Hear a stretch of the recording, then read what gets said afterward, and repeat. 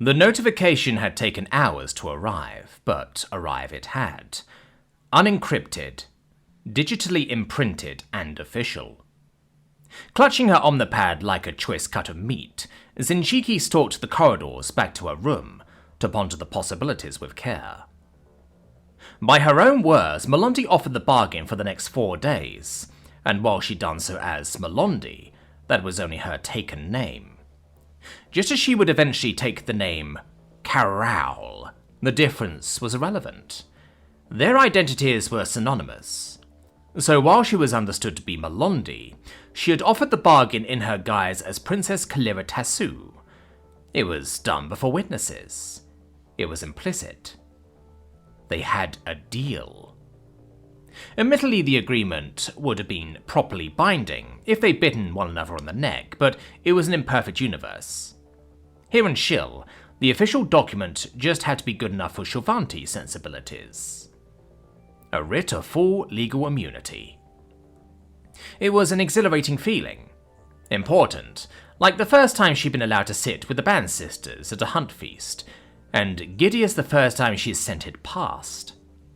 Immunity would be useful for the banquet in the unlikely event she was captured, executing her part of the plan. And if she wasn't? Oh, Dark Mother, if she wasn't! Of course, she had no intention of being captured. The indignity and humiliation of such an ignominious fate before her Hakakt and her family would be tempered by staying out of prison, but it would be a tenuous grace. Thankfully, it was far more likely she would be shot before they knew of her writ, so at least she had that. Otherwise, it wouldn't be any sort of test at all. Besides, people outside one's family deserve the illusion of ownership. Nothing unprotected was worth taking, and no woman needed nothing. With the afternoon free of classes, Zenshiki stripped off the academy uniform, hanging it carefully. Regular Shovanti clothing could be torturously uncomfortable. However, the skirts and pants in her closet had been specially made to accommodate her Asiac, and that imbued them with worth. Although they conformed to the academy dress code, they were unique, and she had touched them. Worn them. They were hers. Her property. Naturally, her band sisters would have opinions about her wardrobe. The clothes were unique and allowed her to blend in with comfort. It was a matter of cultivating stealth, and they had nothing to compare.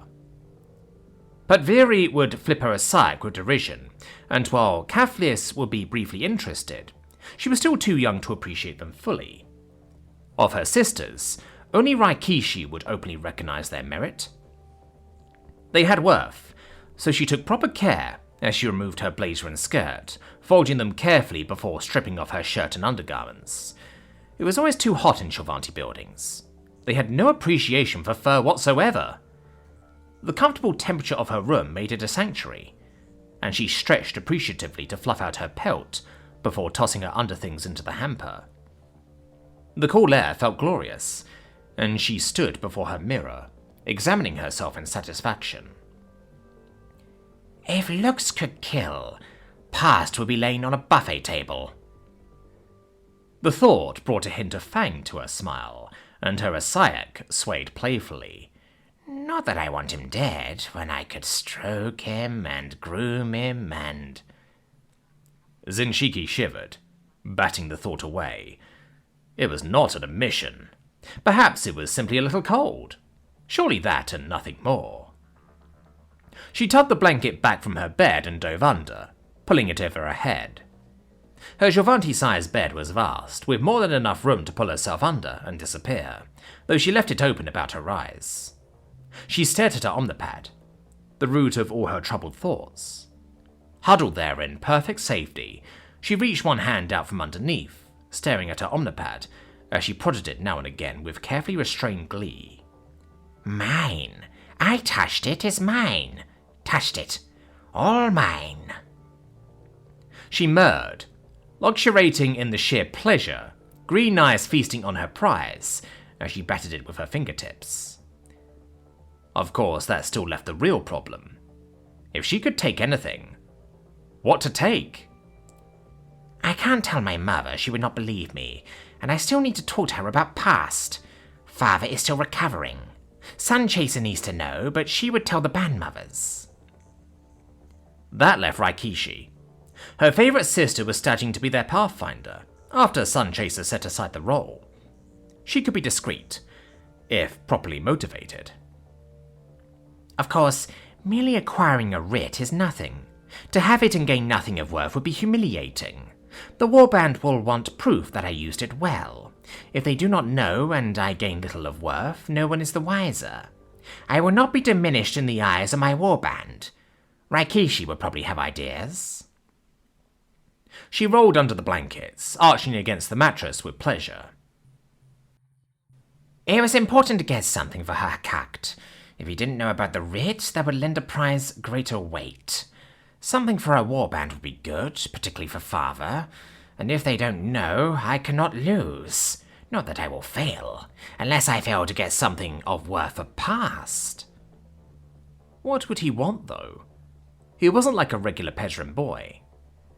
I can't just drop a slab of cutlets at his feet and expect him to understand. I should give him a call. Zinchiki flexed one claw and pulled the omnipad under the blanket with her. It was so easy to imagine past there beneath her and remember his scent. Her claws flexed and she shivered, nearly mewling in anticipation. Call first, play later. This has to be done traditionally. He would be impressed. At nearly 4 in the afternoon, Captain Priambiona ought to have been on shift in ops, monitoring the objective with her pod. Given the call, she found herself in the galley regarding Captain Sitar. She called you a brother fucker? Seriously? Oh yeah. Sitar nodded into her tea. So here she was, this gal in my company about, 2 years before we met, and she snagged this cute little guy from the transport wing. They weren't supposed to be in a relationship, but calling it the same unit was a big reach. They kept it from the officers, mind you, but a month before they were going to get married and go public, I found out. Oh, you are kidding me. I shit you not. So I grabbed the chief and we pull her in. Chief tells this girl she's been deployed to Firmavault 6. This was during the Ulmus incursion, mind you, and she has 2 days to ship out. Oh, goddess, you should have seen the look on her face. Chief really worked it too. Told her she'd need to remember to carry a gun in the shower in case one of them came up the drain. The whole works. Biona looked at the grizzled old vet with amused disbelief. That's awful. Oh, it got better. I called this death head I knew and fill her in real quick, and she double times it over to my office. Introduces herself to the kid as her remedial combat instructor for flamethrower training. Now that tore it. Kid was still holding it together, but she looked like she was going to burst into tears, so I gave in and told her I was just yanking her tits. And that's when she called you a brother fucker? Mm-hmm. Sitar took another pull from her mug. Puckered up tight after she did it, but the chief, the death's head and I were too busy laughing our asses off. That's evil. Biona shook her head. You sure we want to do this? We could have her pop break it to her gently. And miss this? Deeps. I've already said as her ringtone. There was the sound of footsteps padding up the corridor outside. Too late now. Captain Salani Tonis was not a morning person, but she was predictable. She made a habit of crawling out of her rack for a workout and a shower, grabbing breakfast, and being bright and alert for the night shift. You could set your clock by it. And they had. Stumbling into the galley with one eye barely open, she was dressed for going out rather than the gym, but otherwise, it was situation normal. Good morning, Captain Tonis, Sitar sang out, an easy smile plastered over her face. All ready for your meeting with Lady Palavon? She looks pretty sharp, don't you think, Captain Biona? She sure does, Captain Sitar. Prian gave Salani an appraising look before going back to her dinner. Our girl cleans up well. Sure to impress. Salani poured a mug of steaming hot tea and grinned as she made for the exit. Jealous bitches? Absolutely. You set her up and reel him in. We'll be rooting for you. Sitar nodded sagely as Salani stepped out of the galley before singing out. Better check your messages. The sound of retreating footsteps died off, and Biona cantered ahead at Sitar, who only shrugged. Wait for it. 15, 16, 17, 18. Ah! Sitar nodded once before taking another sip. Grinshaw dit clam-sucking shit pouchadillos! Fucking bitch brotherfuckers! Gives me a warm feeling every time. Sitar got up for a refill. At least she's awake now. Want a copy of my new ringtone? Biona stared at the hatch into the hall and nodded. Oh yeah. No! Past slumped down heavily into the empty chair. I think I'm being chased by a crazy girl. Time to call security. Harren stopped working at his table. While the entertainment never stopped, there were 3 dining halls, and setting up and clearing out was a never-ending routine. What is it, Past? Alrada arched an eyebrow as he set aside his omnipad.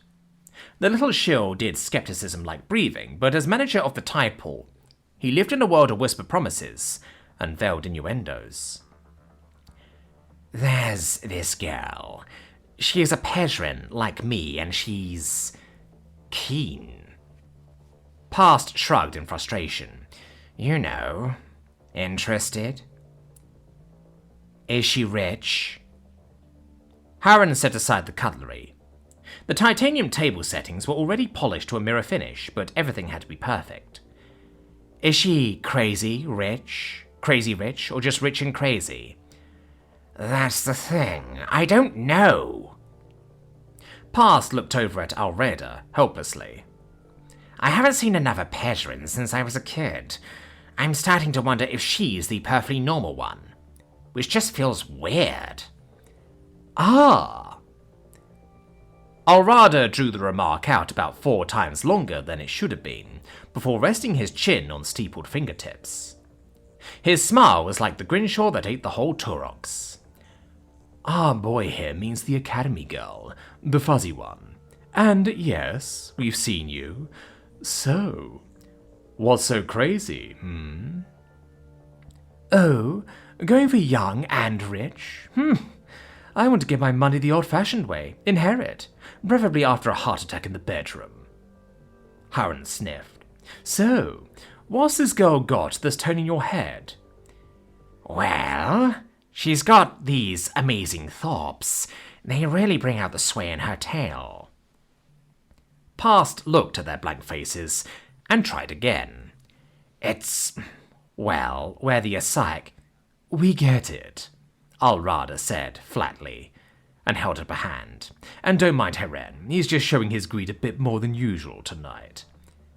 That's because I have enough for both of us, Harren replied tartly, but he was smiling when he said it. Which is why you'll inherit my job, but not today, the little Shivanti said, waving the matter away. Still, he has a point.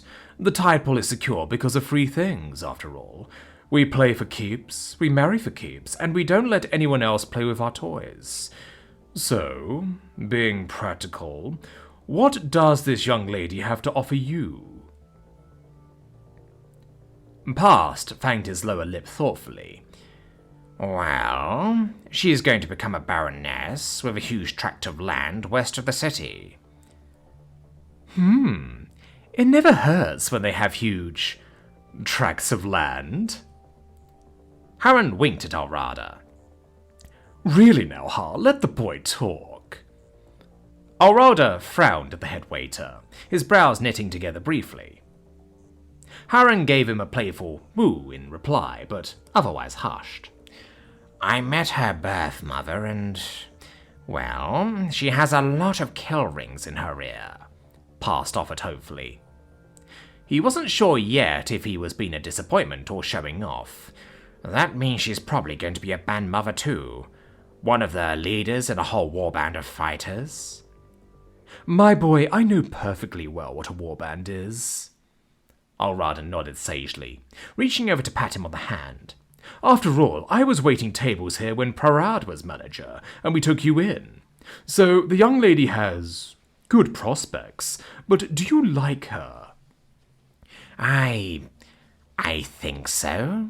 She's kind of dark and mysterious. Quiet too, but she moves. Well, it's suave, you know. Dangerous too.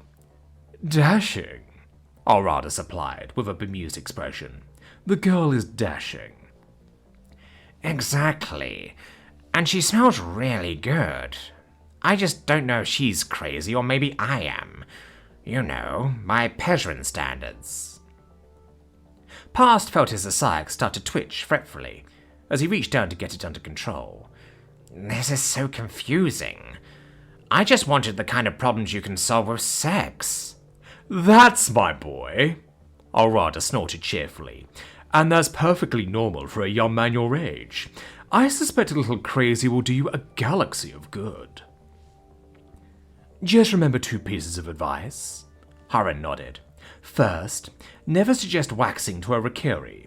I suspect that works at Pesrin too. And second, never try and crowdsource a really good fuck before you get paid. Past felt his eyes bugging out. Oh, sweet goddess. I never even thought about her band sisters. A guy marries into a whole war band and everything. I haven't even met them.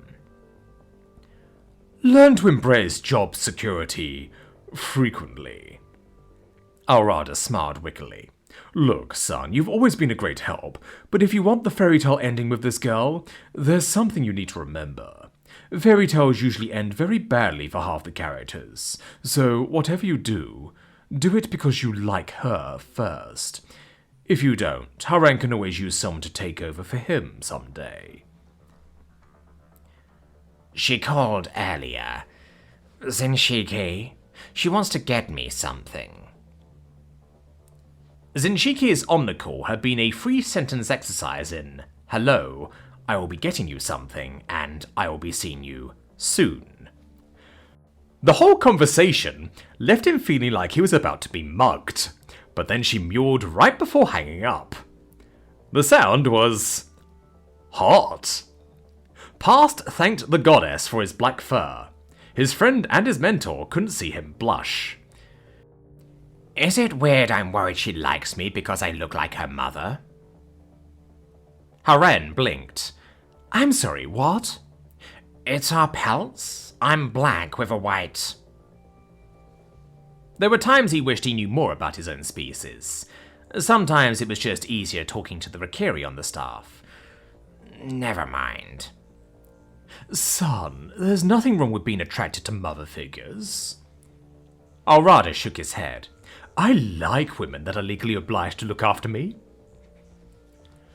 Past knew under his fur. He was definitely blushing now.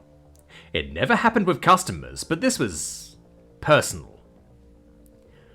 She's more likely to do grievous bodily harm and pull something off. Goddess, I don't even know how many sisters she has. Well, you know our motto. Pulling knobs opens doors. Alrada winked lasciviously. Now, finish setting up. You can work out your frustration at the firing range tonight. Mever always liked the restaurant at the Ladaris building. The facility catered to special events, and during normal days it served as a cafe, catering to faculty only. Tom tended to prefer the shop out on the commons, where he'd talk with the girls or sit with Jama. That made this the perfect place to meet with Salani Tonis. They could be alone, and she'd be home before he knew anything of it. The dining room was largely empty, and Salani had been entirely punctual, polite, and reasonably diffident. Exactly the sort of attitude a possible third wife should take, though when asked her thoughts, she supplied them with a steady assurance that showed her maturity. Mever approved. That was what made this conversation so difficult, but one rose to meet the occasion without shirking. If she and Shalea weren't the women for the task, then it fell to Salani. It wasn't fair, but that was how life could be. Now, I could talk with you all day over such a lovely meal, Salani, but I'm afraid I have to get to the point. Mavere set her napkin down. The time for idle pleasantries was over. It's time to discuss matters. You mean me courting your husband? Solani hadn't eaten much, but she sat a little straighter in her chair. I appreciate you taking the time to meet and considering me, Mavere. Call me Miv, please, she replied casually. And no, actually, Shalea and I have discussed that. It's not entirely customary, but Tom is a human after all. Obviously, we wouldn't consider you if he was against the idea. It's just that we want him to feel he has all the latitude he needs. So long as Tom agrees to date you, and if it works out, you already have our blessing. We'll both be thrilled to welcome you as our third wife.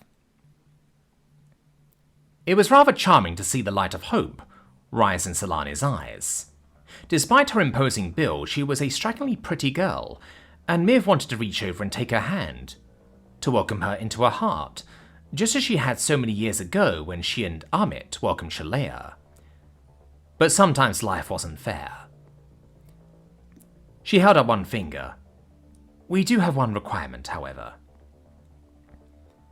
Ma'am? Mavere?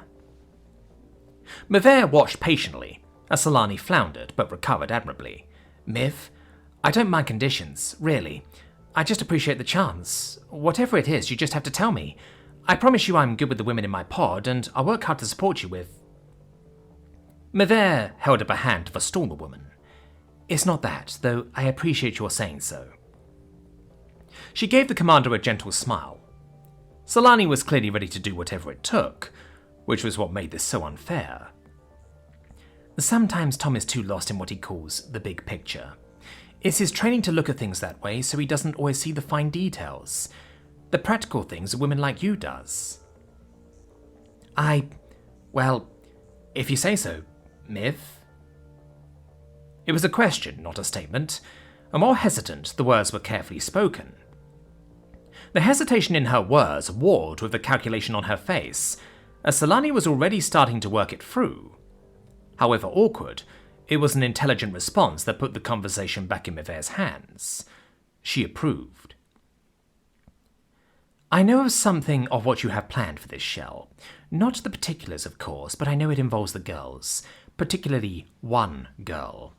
It's also involving Tom and our daughter, Deshin. Let's not forget Deshin may become your co-daughter, after all. Mavere didn't like what she had to say, but it needed saying. I know perfectly well what I'm about to ask isn't remotely fair. I never served in the military, but I still appreciate that you're going to be in an unpredictable, possibly very dangerous situation. All I'm asking is that you keep an eye on them both. Solani started, then stopped. Solani's expression was pained as emotions chased themselves across her features, one after the other. I don't know that I'll be able to protect them. I have that one girl to look after. All I can do is my best. I want to hear you say it, Solani. I understand that you have responsibilities, but you have other assets to look after things. Mavere stilled herself without remorse. This wasn't how such conversations should go. There should be joy and laughter and expectation for their future together, but if things went wrong, there wouldn't be one. I'm prepared to lose my future, and Shalea's, and all of our happiness in life because of your work. So I want your promise that you will do everything you can to look out for them for us. It is the very last thing I will ever ask of you. Promise me. Tom shook his head at Agent Davari, as Jidri, Prindi and Vandra watched. It was a last-minute meeting, but he'd been chewing things over. Davari was set in her ways, adamant that a waiting game was best.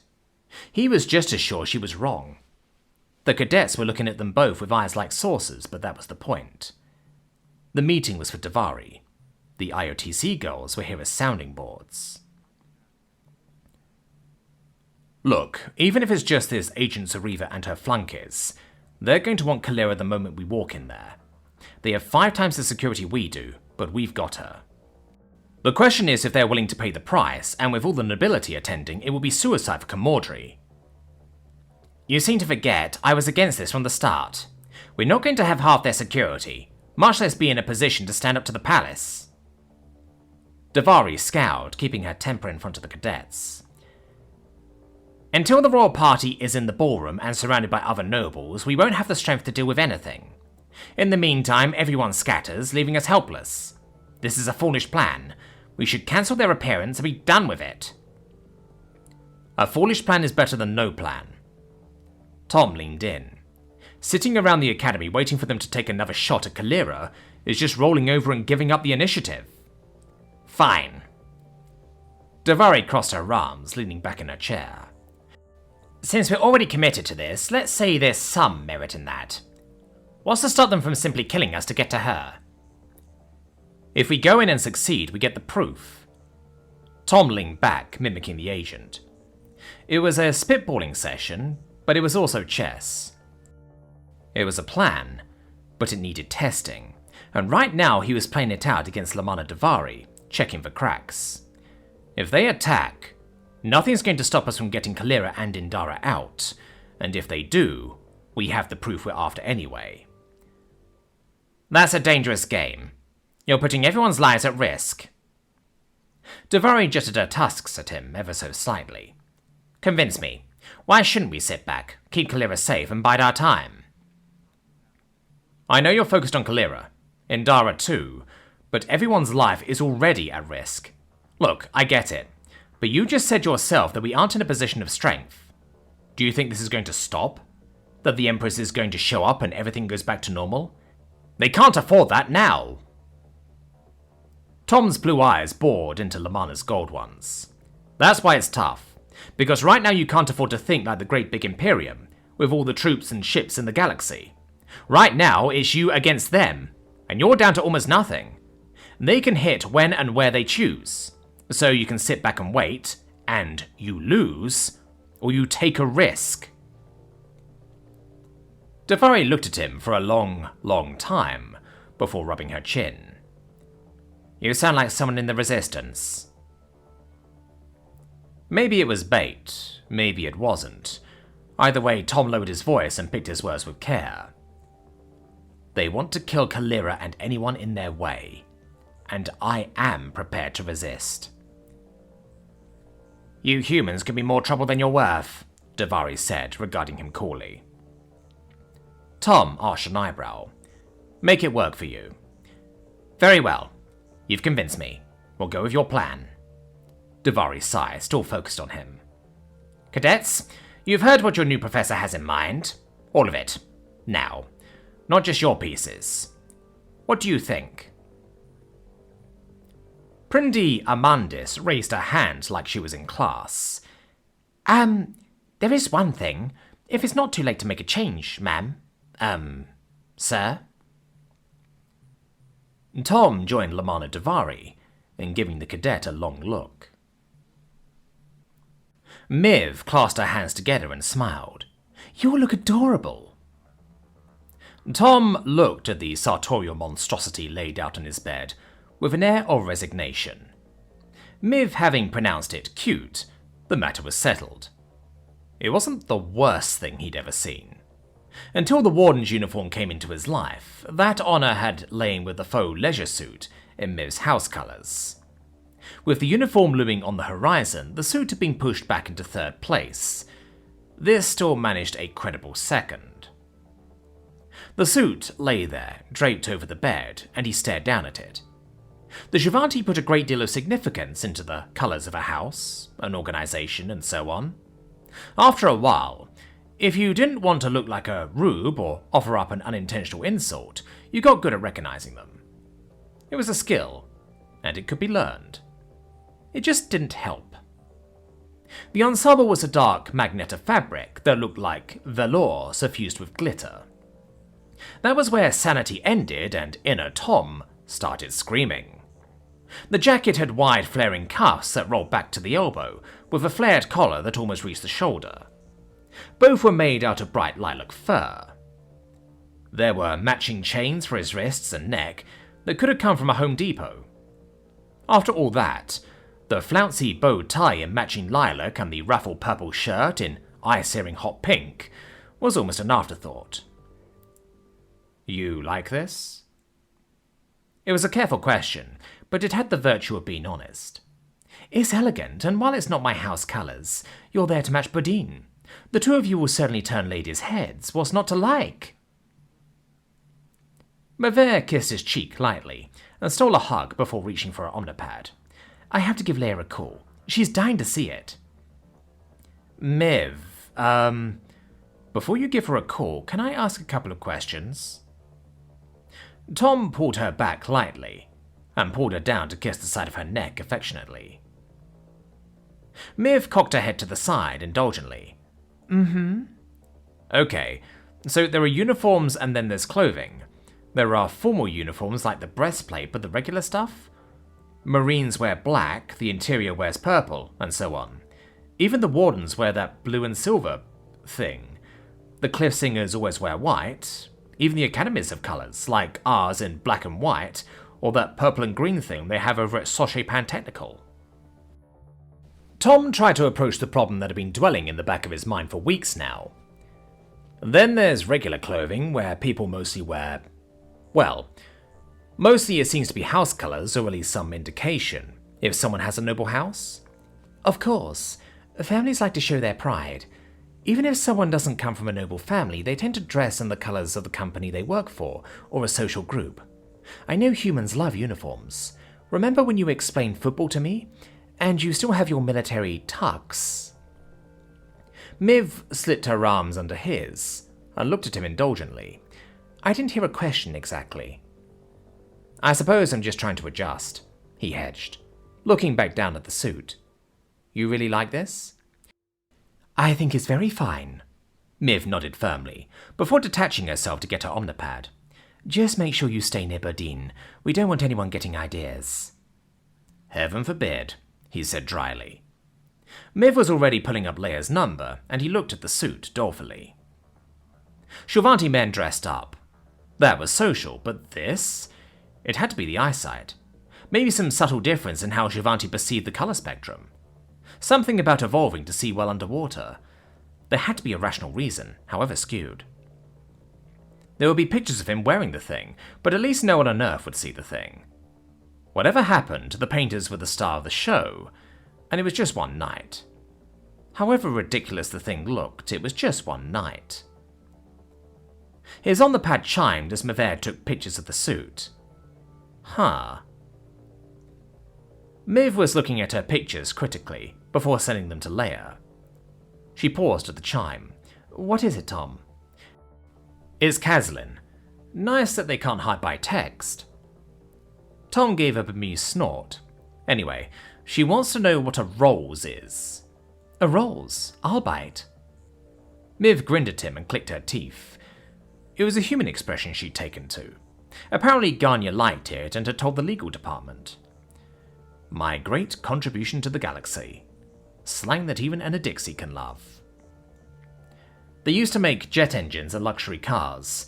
They're one of 5 big car companies the Imperium decided to upgrade, so they make air cars these days. Tom shrugged. Honestly, I don't know where the girls come up with some of this stuff. Tom looked back at the suit as Miv took another picture.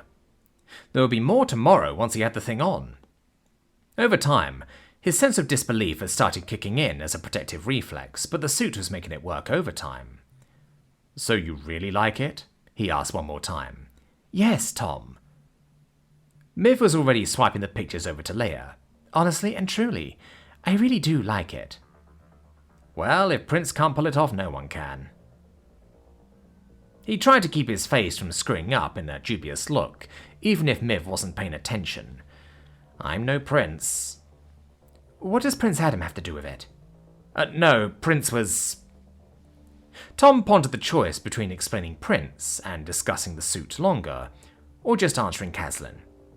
Never mind. Its landing gear in shambles, the flimsy biplane sailed off into the clouds. A minute or so later, the credits rolled, and the girls looked at one another. Lark spoke up first. Okay, so aside from Redford being cute, what did you think? It was the end of an era. Letsy tugged at her braid. Remember how the professor said they were a lost generation? all of them trying to find something, and Pepper was trapped between the old one and the next. It wasn't just that, Cephas said dolefully. All he wanted to do was fly, even in that flimsy thing. I get that. I mean, I want to be a doctor more than anything else. I know it's hard to think of them as men sometimes because they act like women. Slipped in close beside Lark, Gumbry shook her head. It took some time, but even I get that bit now. Can you imagine? One day they're in that awful war, risking it all as top fighter pilots, and the next thing they're pushing flights over some village for a credit. One of the twins spoke up before her sister took over. How can that not mess someone up? I mean, imagine us in 5 years. We'll all be trying to prove ourselves. What if we lost the chance? What kind of things would you do to get your future back? There were a few guilty looks at Melondi, who shrugged with seeming indifference. I can see it too. I was just going to be a spare. I know I can see it, muttered Letzi. That's why Ezra tried to fly a loop in that primitive thing. Goddess knows, what's the point of not trying in life? Nesva leaned forward in her seat. I might turn out to be an awful writer, but I'd never forgive myself if I didn't at least try. The girls all nodded at that, trading muttered comments. Even Zinchiki looked thoughtful. Be clever. The brave and wise will seek the path of greatest worth. The third Kahachakt? Desi said quietly.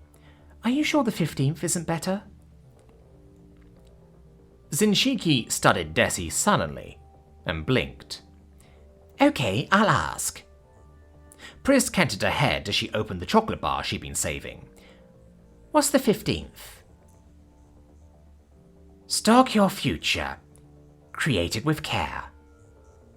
Desi and Zinchiki both started before looking at one another. Desi shrugged sheepishly. Zinchiki blinked. Sitting beside Deshin, Jax elbowed her lightly. Get some sleep. Whatever you've been staying up with, it can wait. You look half dead. We all should, so we're sharp. That's sort of this whole shell in a bright shiny package, isn't it? It is time to earn our fangs, Zinchiki said firmly. I like it, Melondi grinned, jutting her tusks once. Earn our fangs. I want to earn a rose, one of the twins said, and her sister giggled. Would you stop with that Turok shit, please? Every single morning in the shower. Seriously, get another song. Desala rolled up on her side and facepalmed. What in the deeps is a rose anyway, and why does a man who has one know how to live? It's a luxury air car. Lynn, Mara and I all want one when we get there. Jaxme grinned from ear to ear unrepentantly. The professor said there were 5 transport companies that survived the landing. Tesla, named after the human who nearly discovered arc weapons. There's one in the China sector, and it turns out there's 2 in the England sector. Jag something, and a company named Rolls-Royce. Anyway, they made luxury ground cars and aircraft engines, so they were a natural to get modernized. The governess in Germany sector got upset and started a competition with her company, which is called Maybach. What is it with German and English humans anyway? Belder shook her head, waving at the video screen. Now they have their governesses going at it. I just hope the English make fantastic cooks, Pris said doubtfully. Does anyone know what a pasty is? Belder stared. You mean they'll be wearing... No, it's a food. Anyway, if Vadim is making it, it will be good, Melondi said firmly, but relented, fretfully. Besides, they had to use what they have the supplies to make. That's not the part that's worrying me. Desi wrinkled her nose. You mean the... Yeah, Mel nodded uneasily. I don't want this to hurt Mr. Desari's business. Mel, you got him an Imperial Seal of Approval. Jaxme rolled her eyes. He could serve up garnished Turok's cut on a plate and people will still come. Maybe. I know I'm looking forward to winter break. I want to make this up to Vadim, Melondi said wistfully. It's going to be hard being home. I may stay here. It would be safer for you, Desala said firmly. Right now the academy is your fortress. Even without the other students here, you have protection. You're all more than protective camouflage, Blondie grumbled. What's everyone doing over break anyway? Going home? It's too far for me, Pris sighed. The trip to Atherton takes almost 3 weeks. Belder perked up, biting her lip speculatively. Why not come home with me? What, to Willist? Pris blinked, then shook her head. No, it is not because it's Willist. I thought you were planning on taking Liam home to meet your family. Well, it's complicated. My mother's will be great, but I'm kind of worried about introducing him to my father. Belder squirmed uneasily. I could use another friendly face. Like that won't be awkward. Pris eyed her warily. Let's get through Shell, and I'll think about it. It was the evening briefing, and today, like every day, Agent Arissa Muifal quietly considered her superior. Kadira Zariva had issued checks on palace security for the last week now, running people ragged. It was a burden, but that wasn't the problem. The special agent was doing what she should, being every bit as meticulous and demanding as her position called for. Nor was that really a burden, either. As Princess Camordri's chosen pet, Zariva had, and used, a lot of latitude in going about her duties. There were times when she disappeared for days, leaving her to step in and take over, which was actually a welcome chance to chart her own course. Where some women might consider her to be the butt of Zariva's whims, she knew the truth. Camordri and Zariva were tied together at the hip. No matter what the outcome, there was no future here. She had gone as far as she would go in the Northern Palace and the Family Security Division. Not that that was bad. Another year or two with good reports, and she could write her ticket in any other division. It was a lot of scut work, but she had shown herself up to the tasks. At least until now. The tide goes in, the tide goes out. Zariva had been muttering it under her breath all through the meeting. Apropos of nothing, it had all the quiet intensity of mania. The woman had her moods, certainly, but Zariva was more than her superior officer. She was her meal ticket. Mania or not, that afforded some leeway. The tide goes in, the tide goes out. Muifal cleared her throat. Ma'am, I was saying that the guest list is finalized, and we just need your approval on the new RFID scrambler. The tide goes in, the tide goes out. Muifal raised her voice. Ma'am! Startled, Zariva dropped her stylus and looked up. What? I was saying about the new scrambler? We need your— I know! Zariva snapped. Everyone wants something. Honestly, Muifal, I expected you to step up a bit with the seneschal away. How many times do I have to tell you to accept the process and get things done? How many? Goddess, if it's not one thing, it's another. Show some initiative. Still, there were prospects. Perhaps it was simply the pressure of handling the seneschal's work as well as her own, but her boss had grown increasingly irrational. It wasn't just the odd and half-explained details like picking up some teenager to scare the life out of her. It wasn't even the deeper game of working on Camordri's agenda. Whatever the cause, the fact remained that Kadira Zariva was steadily coming apart, like a cheap net. That was possibly dangerous, but could just as conceivably be an opportunity. It required watching. I'll take care of it, Muifal murmured.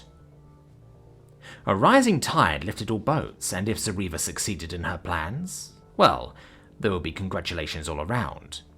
Camordri was a mercurial woman, but she seldom stinted with her awards when she was in a good mood. What was good for Zariva was good for her. And if Zariva failed, well, that would be an interesting day.